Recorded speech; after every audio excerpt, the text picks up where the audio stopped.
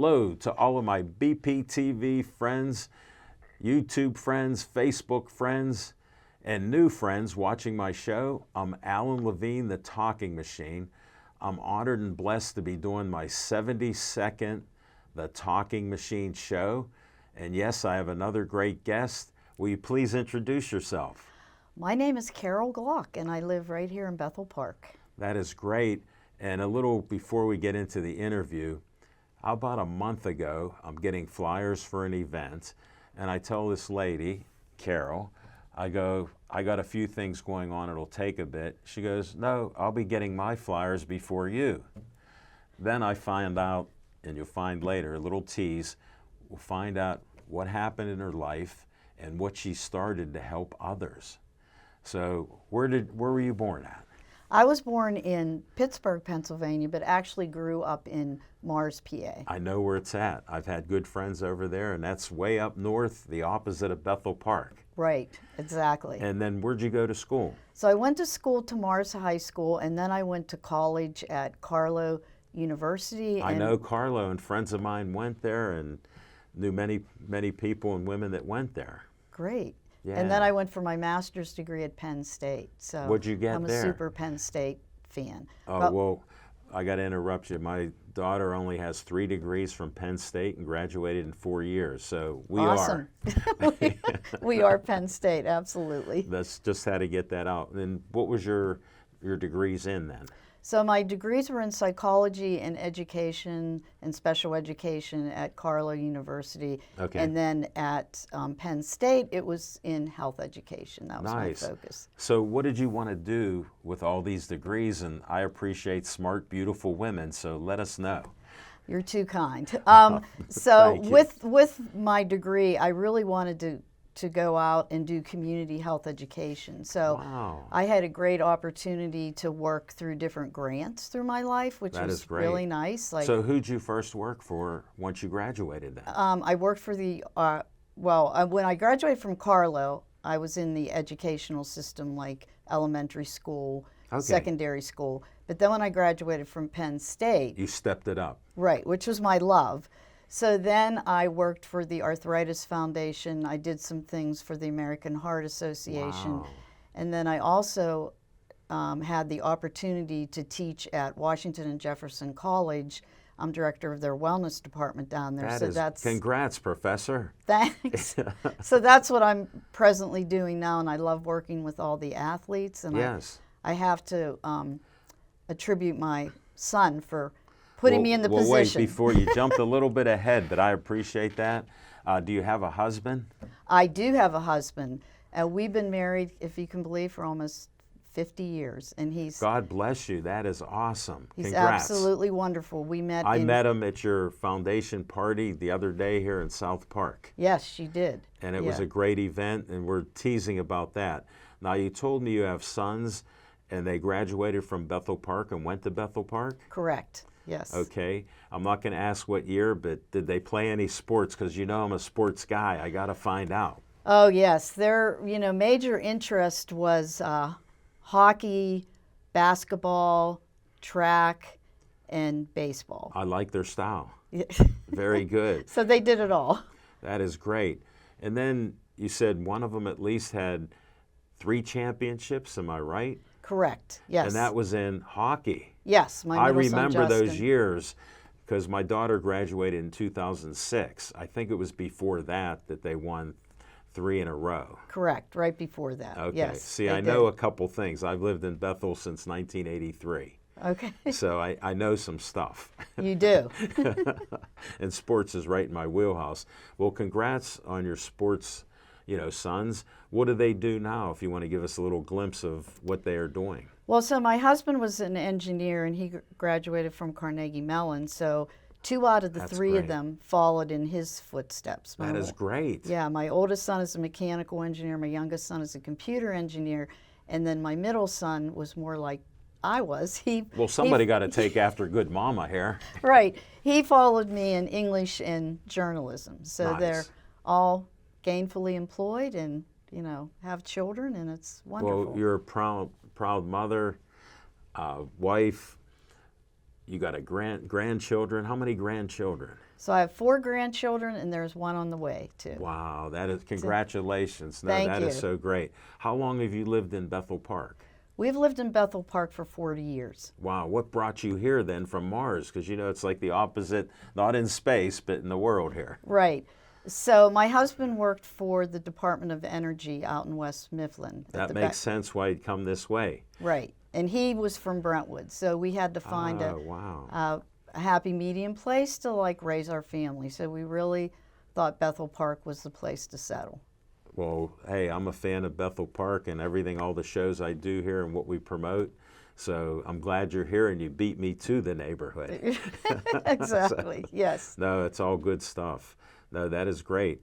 And we got to get into little personal things. You had a diagnosis that was not good. When did this happen? So in June of 2013, I was leaning over the computer looking at something my husband was doing, Okay. and I went, ouch. And I ended up having this diagnosis of inflammatory breast cancer, which is, Oh, my goodness. Carol, that's horrific. yes. Just reaching over. So that was it was very rare, and I was always vigilant on getting all my mammograms Sure. done. A lot of women are. Right, right. At that time, they told my husband and myself to get my life in order because I really was not going to have probably longer than, a year or a couple years to live. What a stunner. Mine was bad because they said if I don't see a nephrologist, I could die. Then they put me on the transplant list. You could wait for years. They told you you're going to die. Right. They basically told me there was no hope at that time. That too. Yes. So What were you thinking then? Well, I was thinking about, as being a mom, I was thinking I have to be really strong for my family, and I Wow, knew what that a good mom you are. and I knew my sons were going to be really upset, and then I was thinking about just getting my life in order, but I was very happy at that time knowing that at least my children were in their young adult life. So you had a little bit of peace being a mom. Absolutely, yes. And again, these great mothers like mine, may she rest in peace, she died at 55 due to complications of Alzheimer's. Okay. She went through the stages from 49 till passing away at 55. Didn't talk for 3 years. And yeah, it was just horrific death. Alzheimer's terrible. All these dreaded diseases, cancer. Got my breast cancer support shirt. Real Yes, men you wear do. pink. Yes, And you we're do. all about supporting you. And it was great going to your foundation event. And we'll get to that. Okay. Now, where did you go to get examined and, have them work on you? Or at least try to make you comfortable, right? I don't know what to say, save your life or So my gynecologist actually saved my life, and how'd he do it? I went to him and he examined me and he said, Carol, I'm very concerned. And he literally told me that after I left that day, he went in his office and put his head down on his desk and started to cry. Your doctor. Yes, he told me that after I was all through my treatments, Yeah. which I was like stunned. I mean, I had become very close with him Sure. through the years. So then I got a mammogram and an ultrasound done, and believe it or not, the mammogram showed nothing, and the ultrasound showed an 8.5 centimeter tumor in my right breast.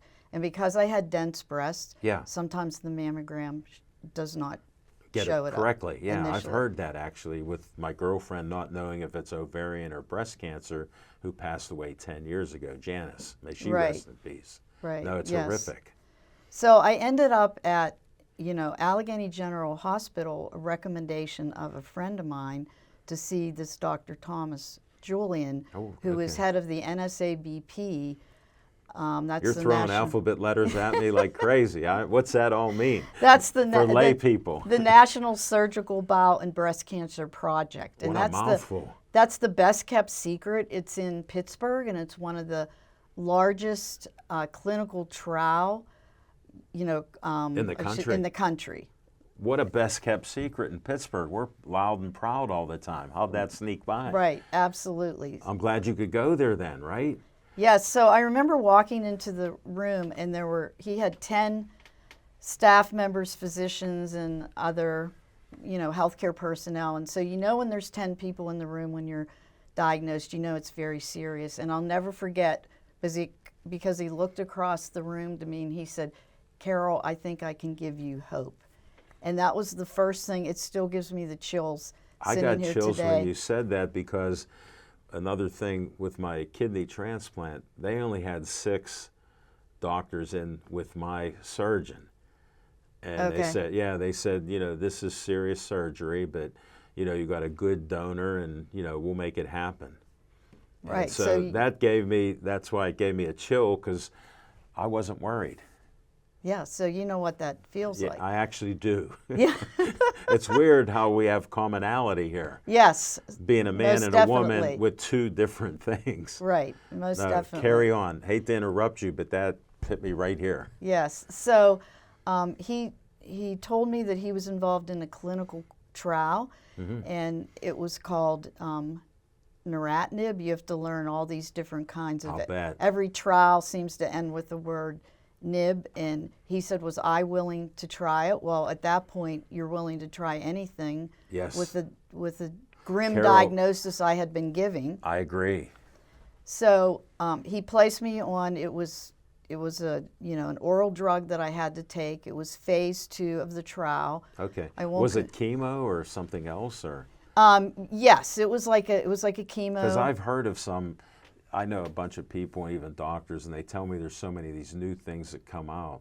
Right, and at that time when I was diagnosed, they were just really beginning the immunotherapy, so I really wasn't Right, privy to that. I've been hearing it in the last 5 years, even more so. So you're back then, what, 2013? Correct. Wow. Correct. Yeah. 11 years ago.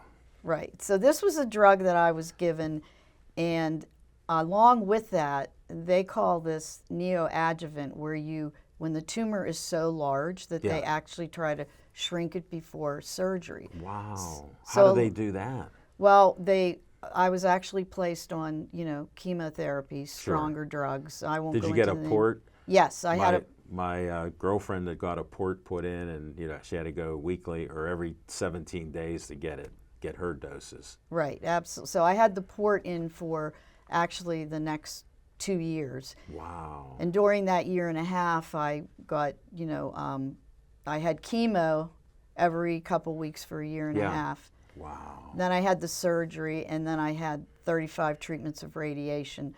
But 35. Right, because it was so rare. But what the interesting part of All was right. when I started on this drug, I thought I was imagining this because I thought I could feel it shrinking.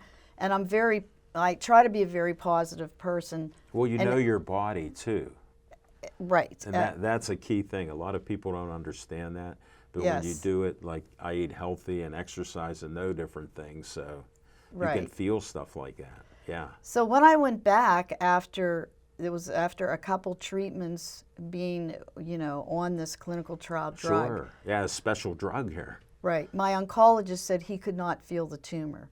And everyone said, no, that's not possible. He said that. Yes, he said that. I got to believe him. Yes, well, he was absolutely correct because it had really shrunk the tumor almost down to nothing, and that was complementary with the chemotherapy too. So it worked. So it worked. And now this drug that What a blessing. We can thank God for that. I know. It was truly a miracle, and I'm so grateful to God. My whole family was Sure. praying for me. No, I believe the power of prayer helps and your belief helps. And Yes. Look at you. You're talking to the talking machine now on a 70-second talking machine show. Right, So right. I'm honored and blessed. Yeah, so this drug has now been approved by the FDA, and it's Wow. called Neuralinx. And so No nib this- on that. No, I listened to you. you listen to me. So this actually crosses the blood-brain barrier, which I didn't realize at the time, which gives women an added protection Yeah. base, because if cancer is going to metastasize, a lot of times that's one of the first areas that it goes to. So I have this added protection that I didn't know Wow. at the time. Another blessing. Right, right. That is so cool. But a really interesting part that I have to say to this story too. So I We're decided here for stories. Go ahead. So I decided that I wanted to contact the gentleman who developed this drug. Yeah. So the name of the pharmaceutical company was Puma Biotechnology. Okay. So I went on my computer one night, and the CEO is never on. They never have their email on. Right. But I figured out what his email was by looking at everyone else's. See, we know she's smart with those degrees. It was for other things, but you could do it. So I emailed him and I explained, my story and that I was on his drug. I said I really wanted to come out and be able to thank the researchers personally. Yeah. Because I think that's what we need in the world, like this opportunity to really express I agree our with you. thanks to Yeah. people for And what be- they've done being for grateful. us. How about I'm Right. grateful every day? Right. And I thank God every day, too. I'm in the same neighborhood you Yes, are. you are. You are. Because I'm a survivor. Yes, we're both survivors.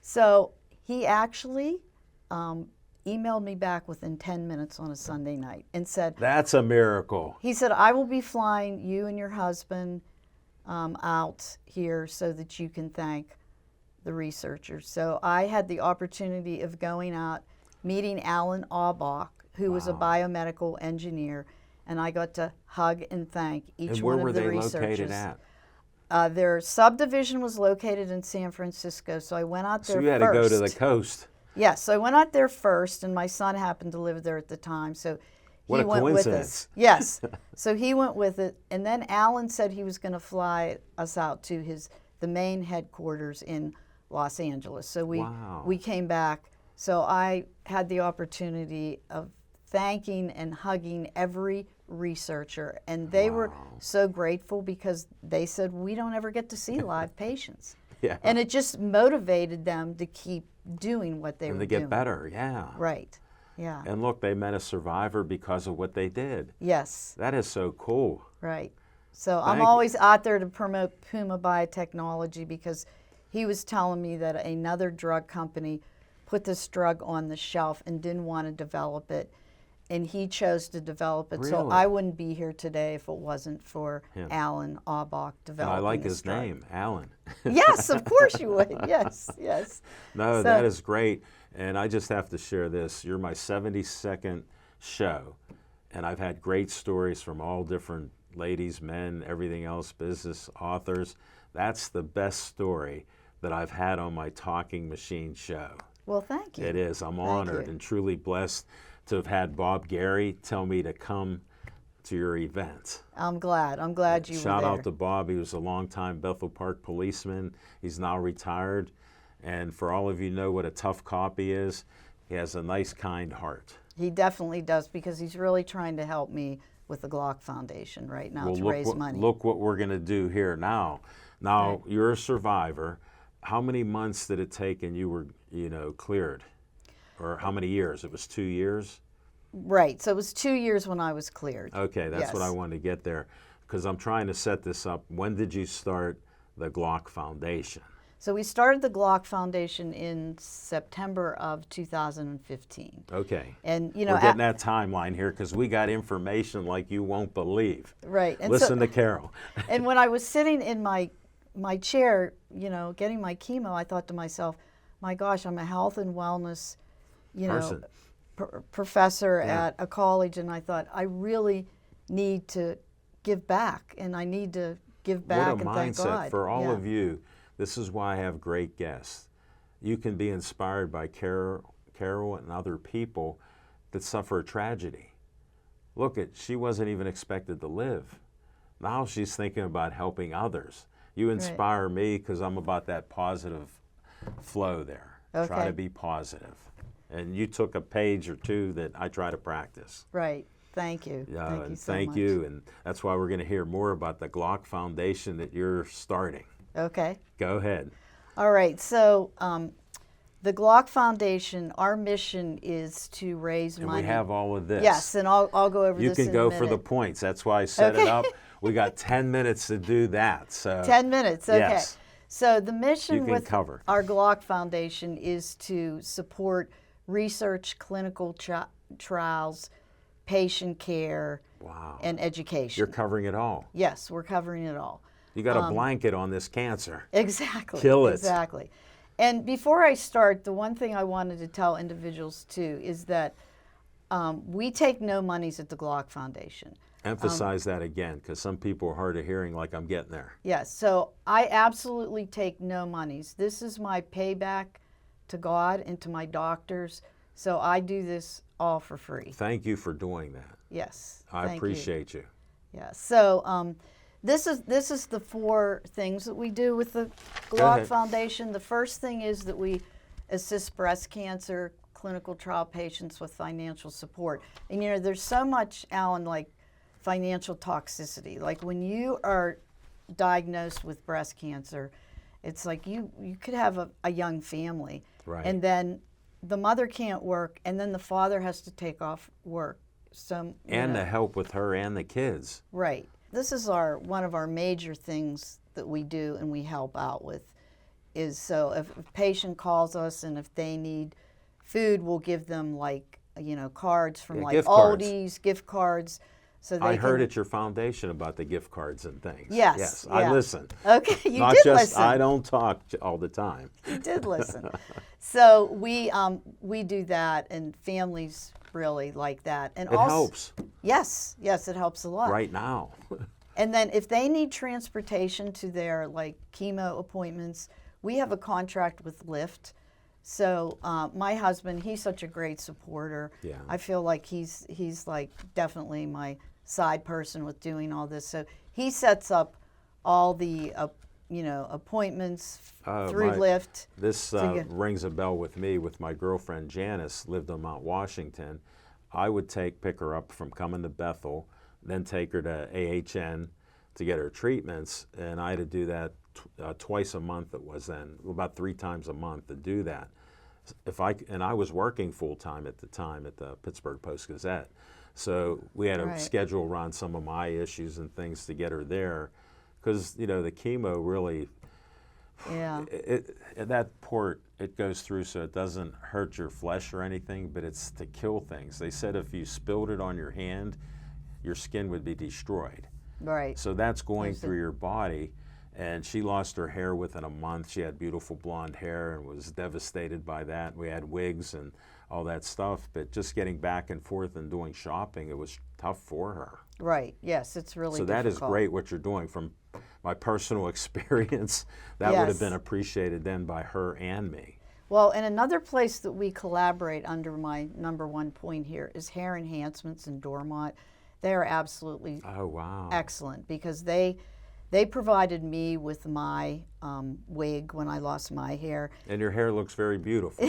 Well, it's all back now, but That's what I'm being Yeah, hopeful about. Yes, I'm hopeful. right. But they would, you know, it was interesting because even my students who didn't know at the time, people would come up to me and say, "Wow, your hair looks great, Carol. Where did you get it done at?" Yeah. And it was a wig. So this is how good Hair Enhancements is, and they will provide vouchers sometimes for women That is and- great. with cancer It's needed. or any other kind of disease entities where they're losing their hair. So I really wanted to do a shout out for them. Kelsey Baldy is the, That is great. you know, CEO of Check that it right out. now. All of you with cancer and issues, get a hold of the Glock Foundation and she'll guide you here. Right. Carol Glock will guide you. I guarantee it. Absolutely. So that's the first thing that we do. And Yeah. then the second thing that we do is we provide educational grants for any healthcare professionals that like really want to. Really, that's unusual to do that. Yes. So And great. yeah. So right now there's actually a woman going through AHN. She's going to do a clinical trial research conference out in California, and Wow. we've provided her to go out there. Congrats. Thanks. That's thanks. awesome. I love it. Yeah, or any physicians that want to. But we always like them to have that little clinical trial component to them, so they're learning more Look about what the happened with research. you. Right. Yes. God bless you absolutely. and them. Yeah. No, And I that- always tell you know, women that they should ask about clinical trials Good because point. it's Saved really your important. life. Yes, to consider that. You're a good leader in this. Thank you. You're welcome. So that's the second thing that and the third thing is that we educate the general public about breast cancer. That is so needed. Oh, yes, definitely. So I have like a flyer here. Here, I'll hold it up Okay. and you can talk about it. Okay, so I'll this be the background.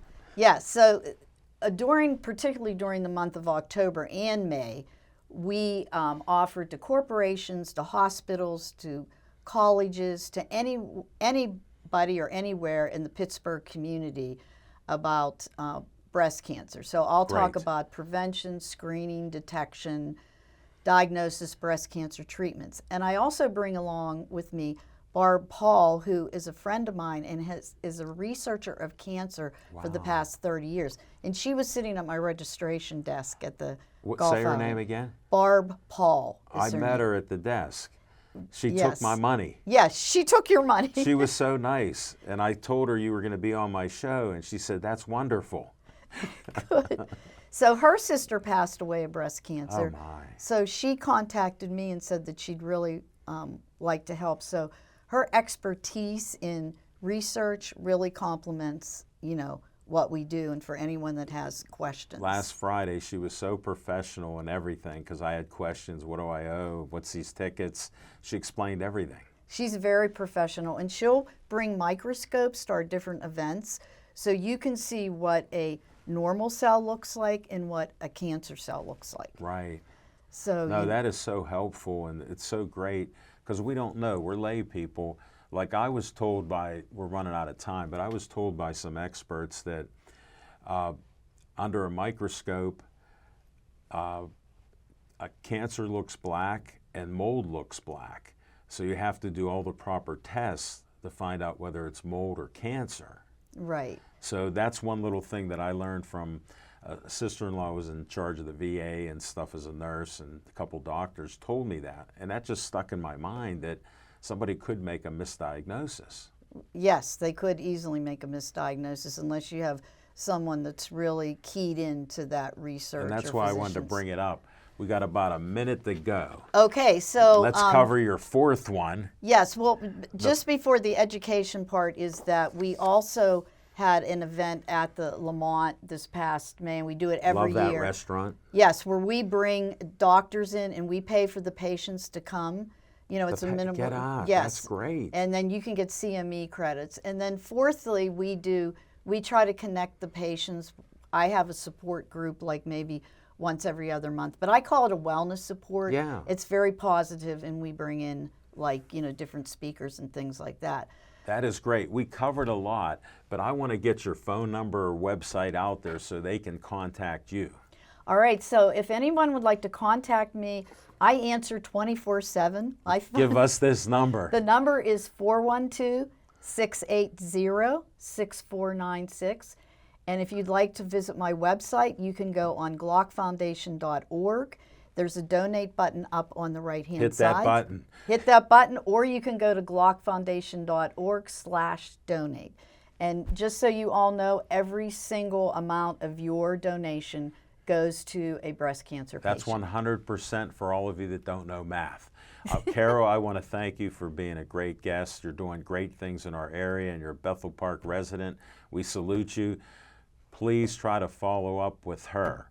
And I'll be back for my 73rd show in 2 weeks.